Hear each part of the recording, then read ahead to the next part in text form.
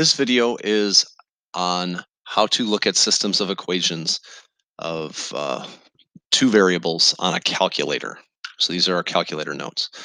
We're going to look at two problems on the calculator. Y equals 3x plus 2 along with y equals negative 2x minus 4, and then we'll look at the other equation in a minute. So y equals 3x plus 2 and y equals negative 2x minus 4. So get out your calculator. Y equals 3x plus 2 and y equals negative 2x minus 4. So we're going to actually type these in the calculator. So 3x plus 2 and negative 2x minus 4.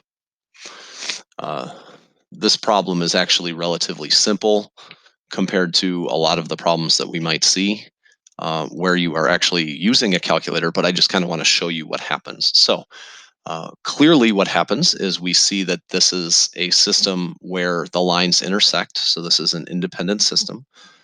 And let's say we want to find where these lines intersect. Now we can clearly do this using algebra, but I want to show you how you would do this on the calculator. What you would do is, I don't know if you know this function in the calculator yet, but if you hit the trace button and you hit left or right, you can actually see x values and the corresponding y values that go with them. So for 3x plus 2, if you substitute in negative 0.151515 repeating, you get 1.545454 repeating as the y value. So you can see what actually happens. The calculator can show you if you hit the trace button. You can also, if you hit the trace button, hit x equals 3, and then it gives you the y value that's associated with it. So 3 comma 11 would be the y value that's associated with that. Or 3, if x is 3, y is 11. That is the ordered pair that goes with 3 on the line 3x plus 2. If I hit the down arrow, then that takes me to the other line. Okay, so it just will go down in order. So if I had 7 different things, y1, y2, y3, y4, when I go to the graph and hit trace, as I go down, it's just going to continually go down the list. So if I hit down again, I would go to y3 if I had a y3. Instead, since I don't have a y3, if I hit down again, it'll go back to y1. So it'll just cycle through everything.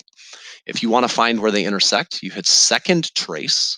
So second trace leads you to, notice in blue, there's a little button that says calc. So what ends up happening there is you end up getting options for ways to calculate things. You can calculate a value, you can calculate zeros. We'll do all those things throughout the year. But the one we want to focus on today is intersect. So that's option 5. The intersection finds the intersection. What you have to do is, if you want to find an intersection, you have to get the cursor closest to the intersection. Okay. And it will find the intersection that's closest. Now, since there's only one intersection, I could actually just hit enter 3 times and it's going to give me the answer right now. But if there were multiple intersections, I would have to get my cursor to the closest intersection that I want, and then it will find it. So I'm literally going to hit enter 3 times. Enter gives me what value I'm guessing on the first curve. Enter will then give me the value that I'm guessing on the second curve, and then it'll say guess, and you just hit enter one more time, and it will find the nearest intersection to what you have.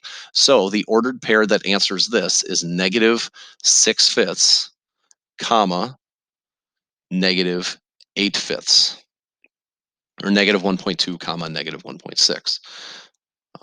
So we just found our answer.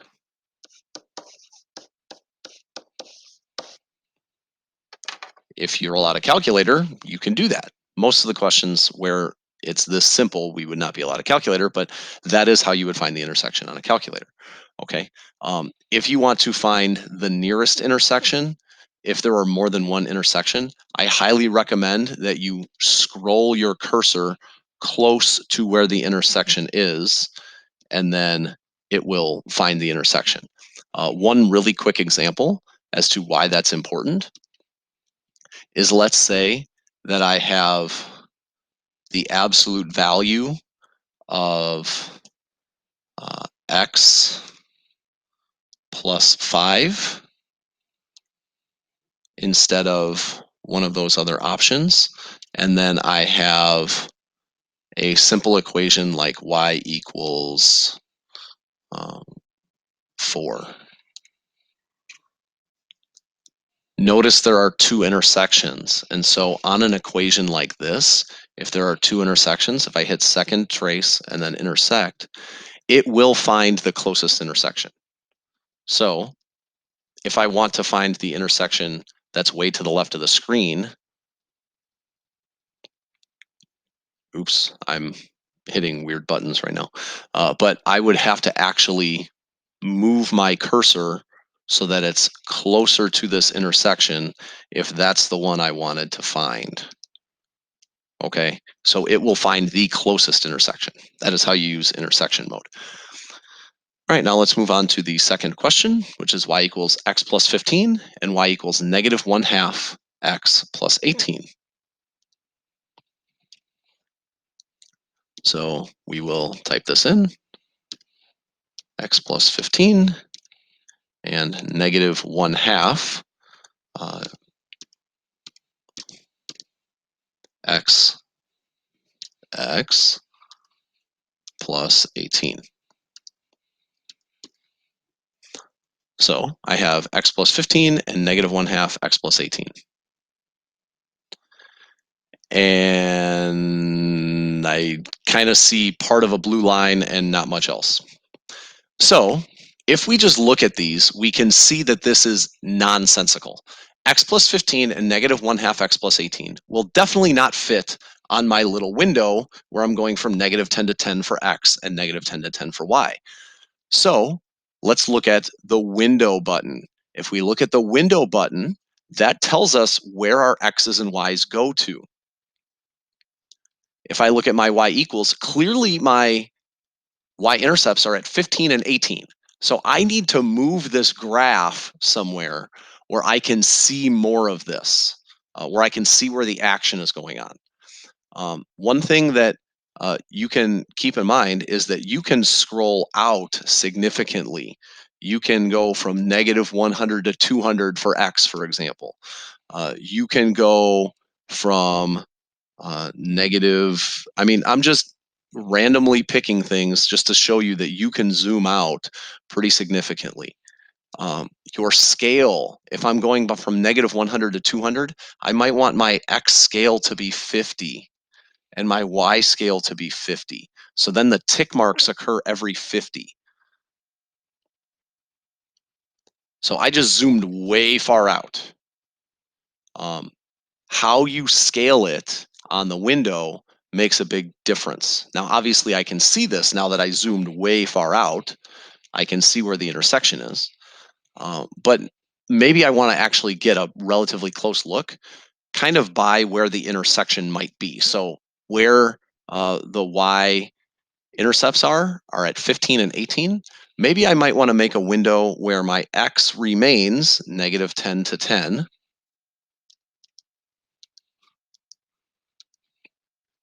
But my y value might be, oh, I don't know, 5 to 25. I might want to go from 5 to 25 because my y-intercepts in this problem are 15 and 18. So that gives me a much closer, in-depth look at what's actually going on with these lines.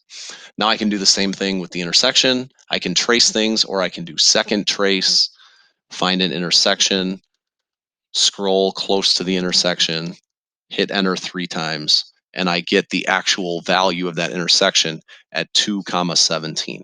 Okay, so my answer for this problem is 217.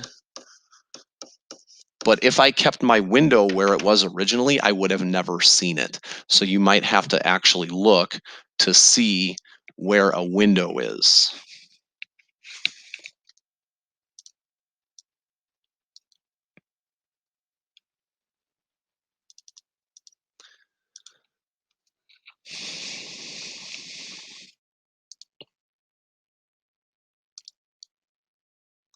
Finally, you might want to look into one other feature on the graph, and that is the zoom feature. So Zoom can do a couple different things. Notice that my window right now is a little different than what it normally is. If I need to zoom back to a normal window, I can hit 6, which is Zoom standard. What that will do is that brings me back to negative 10 to 10. Now, obviously, that doesn't give me anything for this picture, but if you need to go back to normal, Zoom standard does that.